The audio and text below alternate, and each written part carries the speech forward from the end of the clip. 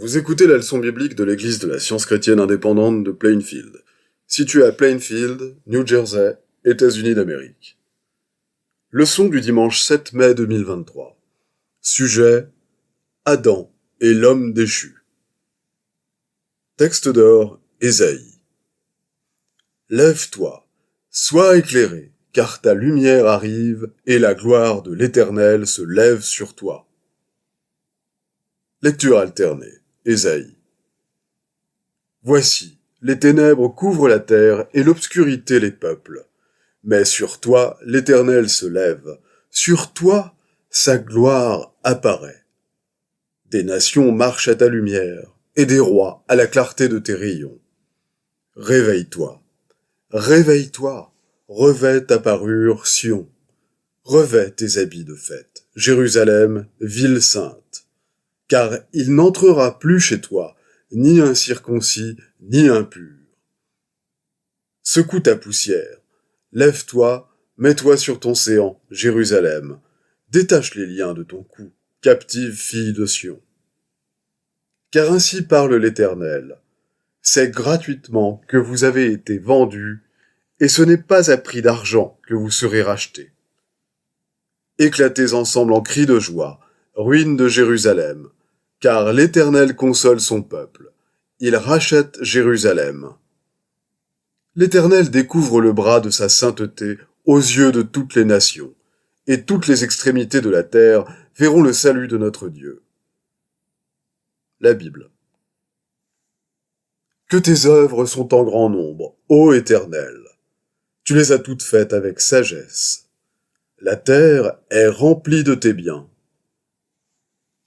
Puis Dieu dit, faisons l'homme à notre image, selon notre ressemblance, et qu'il domine sur les poissons de la mer, sur les oiseaux du ciel, sur le bétail, sur toute la terre, et sur tous les reptiles qui rampent sur la terre.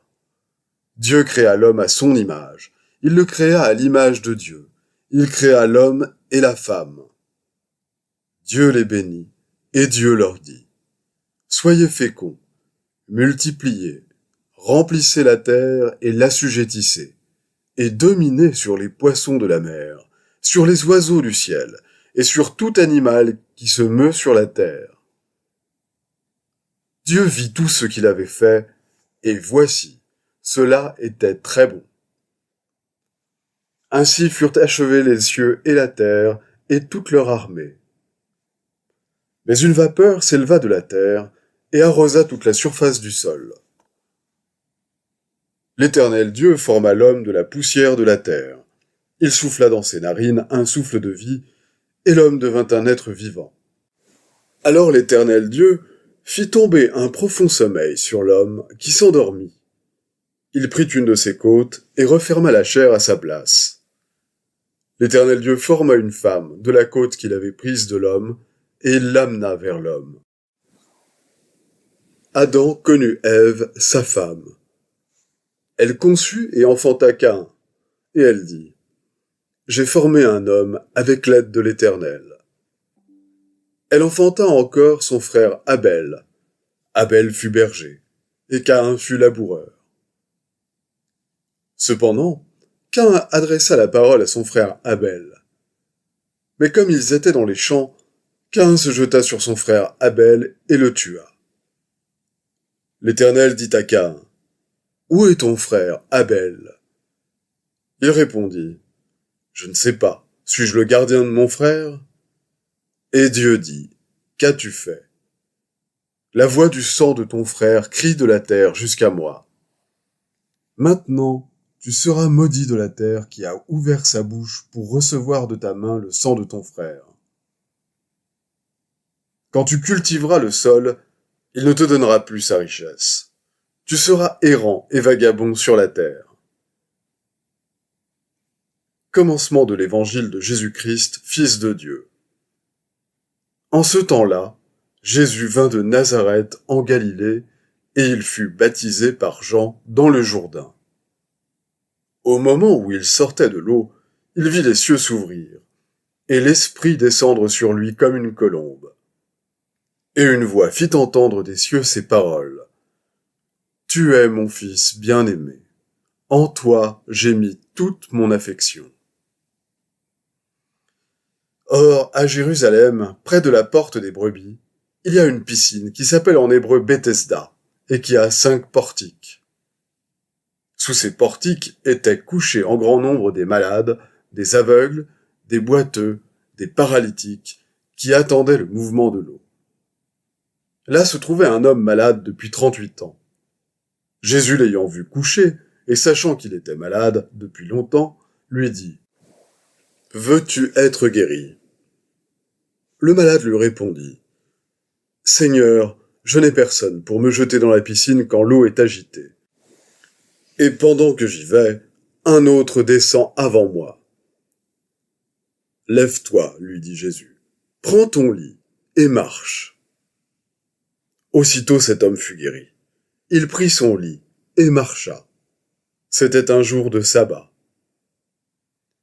Depuis, Jésus le trouva dans le temple et lui dit « Voici, tu as été guéri. Ne pêche plus, de peur qu'il ne t'arrive quelque chose de pire. » Cet homme s'en alla et annonça aux Juifs que c'était Jésus qui l'avait guéri. C'est pourquoi les Juifs poursuivaient Jésus, parce qu'il faisait ces choses le jour du sabbat. Mais Jésus leur répondit « Mon Père agit jusqu'à présent, moi aussi j'agis. En vérité, je vous le dis, le Fils ne peut rien faire de lui-même. Il ne fait que ce qu'il voit faire au Père. Et tout ce que le Père fait, le Fils aussi le fait pareillement. Car le Père aime le Fils, et lui montre tout ce qu'il fait, et il lui montrera des œuvres plus grandes que celles-ci, afin que vous soyez dans l'étonnement. Je ne puis rien faire de moi-même. Selon que j'entends, je juge, et mon jugement est juste, parce que je ne cherche pas ma volonté, mais la volonté de celui qui m'a envoyé. Il n'y a donc maintenant aucune condamnation pour ceux qui sont en Jésus-Christ. En effet, la loi de l'esprit de vie en Jésus-Christ m'a affranchi de la loi du péché et de la mort. Qui nous séparera de l'amour de Christ? Sera-ce la tribulation, ou l'angoisse, ou la persécution, ou la faim, ou la nudité, ou le péril, ou l'épée? Mais dans toutes ces choses nous sommes plus que vainqueurs par celui qui nous a aimés. Car j'ai l'assurance que ni la mort, ni la vie, ni les anges, ni les dominations, ni les choses présentes, ni les choses à venir, ni les puissances, ni la hauteur, ni la profondeur, ni aucune autre créature ne pourra nous séparer de l'amour de Dieu manifesté en Jésus-Christ, notre Seigneur. Et comme tous meurent en Adam, de même aussi tous revivront en Christ. Je vais maintenant lire les passages corrélatifs tirés du livre d'études de la science chrétienne, Science et santé avec la clé des Écritures de Mary Baker Eddy. Dieu créa l'homme à son image. Il le créa à l'image de Dieu. Il les créa mâle et femelle. Pour faire ressortir cette pensée capitale, il est dit une seconde fois que Dieu créa l'homme à son image pour refléter l'esprit divin. L'amour divin bénit ses propres idées et fait qu'elles se multiplient, qu'elles manifestent son pouvoir. L'homme n'est pas créé pour labourer la terre. Son droit de naissance est la domination, non l'assujettissement. Il est maître de la croyance à la terre et au ciel, étant lui-même subordonné uniquement à son Créateur. Telle est la science de l'être. Genèse 2:1. Ainsi furent achevés les cieux et la terre, et toute leur armée. Ainsi les idées de Dieu, dans l'être universel, sont complètes et à jamais exprimées, car la science révèle l'infinité ainsi que la paternité et la maternité de l'amour. Les facultés humaines sont lentes à discerner et à comprendre la création de Dieu, ainsi que la puissance et la présence divine qu'elle comporte et qui en attestent l'origine spirituelle. Genèse 2:6. Mais une vapeur s'éleva de la terre et arrosa toute la surface du sol. La science et la vérité de la création divine ont été présentées dans les versets déjà examinés, Et maintenant, l'erreur qui leur est opposée, une conception matérielle de la création, va être exposée. Le deuxième chapitre de la Genèse contient un exposé de cette conception matérielle de Dieu et de l'univers, exposé diamétralement opposé à la vérité scientifique du récit précédent. La science du premier récit prouve la fausseté du second. Si l'un est vrai, l'autre est faux, car ils sont antagonistes. Le premier récit attribue à Dieu toute puissance et tout gouvernement, et d'où l'homme de la perfection et du pouvoir de Dieu. Le second récit représente l'homme comme changeant et mortel, comme s'étant détaché de la divinité et tournant sur une orbite qui lui est propre.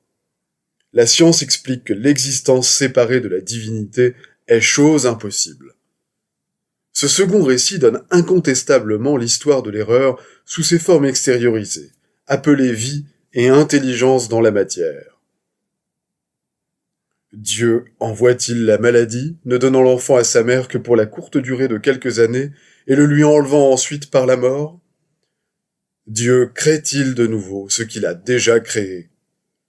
Les Écritures sont catégoriques sur ce point, déclarant que son œuvre était achevée. Rien n'est nouveau pour Dieu, et que cela était bon. L'entendement infini et omnipotent fit tout et embrasse tout. Cet entendement ne commet pas d'erreur, et n'a donc pas à les corriger ensuite. Dieu n'est pas cause que l'homme puisse pécher, être malade ou mourir. Le mot Adam vient de l'hébreu Adama, signifiant la couleur rougeâtre de la terre, poussière, néant. Jéhovah déclara que la terre était maudite, et de cette terre ou matière jaillit Adam, bien que Dieu eût béni la terre à cause de l'homme. Il s'ensuit qu'Adam n'était pas l'homme idéal en faveur duquel la terre avait été bénie. L'homme idéal fut révélé au temps marqué et fut connu sous le nom de Christ Jésus. Les traducteurs de ce récit de la création scientifique avaient un faux sens de l'être. Ils croyaient à l'existence de la matière, à sa propagation et à son pouvoir. Partant de ce point de vue de l'erreur, ils ne pouvaient saisir la nature et l'œuvre de l'esprit. D'où l'apparente contradiction dans cette partie de l'écriture qui est si magnifique dans sa signification spirituelle. La vérité n'a qu'une seule et même réponse pour toute erreur, pour le péché, la maladie et la mort. Tu es poussière, néant, et tu retourneras dans la poussière, néant. Comme tous meurent en Adam, erreur, de même aussi tous revivront en Christ, vérité. La mortalité de l'homme est un mythe, car l'homme est immortel. En science divine, l'homme est la vraie image de Dieu. La nature divine fut le mieux exprimée en Christ Jésus, qui projeta sur les mortels le reflet plus vrai de Dieu et éleva leur vie plus haut que ne le permettait leur pauvre modèle de pensée, pensée qui représentait l'homme comme déchu, malade, pécheur et mourant. La compréhension semblable à celle de Christ, de l'être scientifique et de la guérison divine renferme un principe parfait et une idée parfaite. Dieu parfait et homme parfait comme base de la pensée et de la démonstration. Il serait contraire à nos plus hautes idées de Dieu de le supposer capable, d'abord d'ordonner la loi et la causation de manière à produire certains mauvais résultats, et ensuite de punir les impuissantes victimes de sa volition pour avoir fait ce qu'elles ne pouvaient éviter de faire. Tout ce qui indique la chute de l'homme, ou l'opposé de Dieu, ou l'absence de Dieu, est le rêve adamique qui n'est ni entendement, ni homme, car ce rêve n'est pas engendré par le Père. C'est l'ignorance et la fausse croyance, fondée sur un sens matériel des choses, qui cachent la beauté et la bonté spirituelle. Comprenant cela, Paul dit « Ni la mort, ni la vie, ni les choses présentes, ni les choses à venir, ni la hauteur, ni la profondeur, ni aucune autre créature ne pourra nous séparer de l'amour de Dieu. Voici la doctrine de la science chrétienne. L'amour divin ne peut être privé de sa manifestation, de son objet. La joie ne peut être changée en tristesse, car la tristesse n'est pas maîtresse de la joie. Le bien ne peut jamais produire le mal. La matière ne peut jamais produire l'entendement, ni la vie aboutir à la mort. À l'origine, la norme de la perfection était Dieu et l'homme. Dieu a-t-il abaissé sa propre norme? Et l'homme est-il déchu? La relation de Dieu à l'homme, du principe divin à l'idée, est indestructible dans la science. Et la science ne connaît ni déviation de l'harmonie, ni retour à l'harmonie, mais elle affirme que l'ordre divin, ou loi spirituelle dans lequel Dieu et tout ce qu'il crée sont parfaits et éternels, est demeuré inchangé dans son histoire éternelle. La grande vérité dans la science de l'être, que l'homme réel était parfait, qu'il l'est et le sera toujours, est incontestable, car si l'homme est l'image, le reflet de Dieu, il n'est ni inverti, ni subverti, mais droit et semblable à Dieu. Dieu, le principe divin de l'homme, et l'homme à la ressemblance de Dieu sont inséparables, harmonieux et éternels. Les devoirs quotidiens de Mary Baker Eddy. Prière quotidienne. Il sera du devoir de tout membre de cette Église de prier chaque jour. Que ton règne vienne, que le règne de la vérité, de la vie et de l'amour divin soit établi en moi et élimine de moi tout péché. Et puisse ta parole enrichir les affections de toute l'humanité et la gouverner. Règle pour les mobiles et les actes. Ni l'animosité, ni un attachement purement personnel ne doivent déterminer les mobiles ou les actes des membres de l'Église mère. Dans la science, l'amour divin seul gouverne l'homme, et un scientiste chrétien reflète les 12 aménités de l'amour en réprouvant le péché et en manifestant un véritable esprit de fraternité, de charité et de pardon. Les membres de cette Église doivent journellement veiller et prier pour être délivrés de tout mal, pour ne pas prophétiser, juger, condamner, conseiller, influencer ou être influencés d'une manière erronée. Vigilance face au devoir. Il sera du devoir de chaque membre de cette Église de se défendre journellement contre la suggestion mentale agressive et de ne pas se laisser entraîner à oublier ou à négliger son devoir envers Dieu, envers son leader et envers l'humanité. Par ses œuvres, il sera jugé et justifié ou condamné.